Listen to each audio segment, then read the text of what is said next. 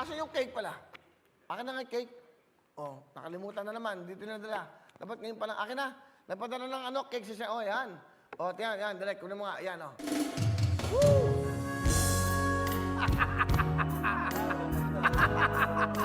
Galing mo talaga. Para ako na sa video kaya na. Sige mo. Para sa'yo, Woo! ang laban na to. Pakita natin. Si Senator Manny Pacquiao nagpadala po ng cake dahil napapasalamat si GMA. Pakita natin ito, itong cake. Yan. Yan ha, maraming salamat. Ano ba nakalagay? Basahin mo nga. Sam.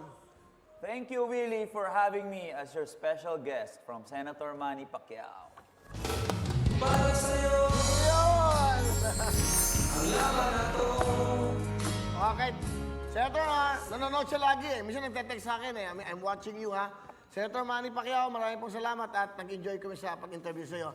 Di ba, napisan nyo, wala kami pinag-usapan about politics nung naging guest siya. Pag nandito, walang politika.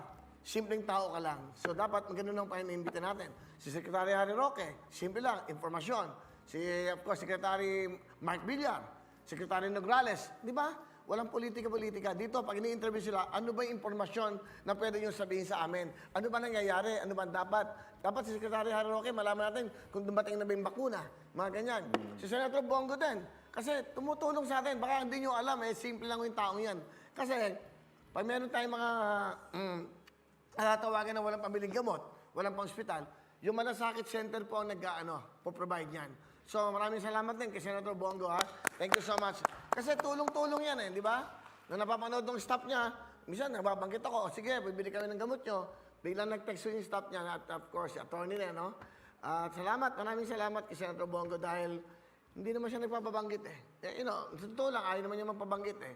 Kaya ako na nagbanggit para malaman nyo na yun talagang ginagawa. Kasi yun, malaking bagay sa programang ito, nakakabili kami ng gamot para sa ating mga kababayan. Di ba? Yung mga may diabetes, yung mga yung maintenance, hindi, nagpapadialysis, yun. Pinoprovide nila yun. But anyway, again, Senator Bongo, marami pong salamat. Alam ko, ayaw mo magpabati, ayaw niya magpabanggit. Hindi, nabanggitin ko kasi tumutulong ka sa ating mga kababayan. Yun lang yun. Simple. At isip ay masabayan. Ang galing nito ngayon. Si DJ Mervin. Bakit? Nandito kasi mga bago natin mga entrepreneur na mga magagaling. Of course, Sam Bersosa. Saka yung may-ari ni Tok Tok, di ba? Ando nagpapasikat. Wala kang makukuha dyan, ulul.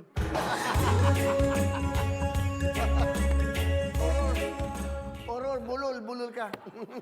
Bulol kasi yung bulol. Okay, but anyway,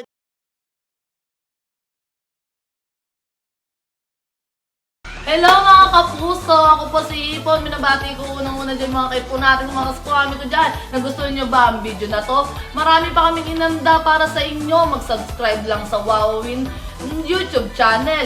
Tsaka, don't forget to hit the, the bell button para lagi kang updated. Yun lang!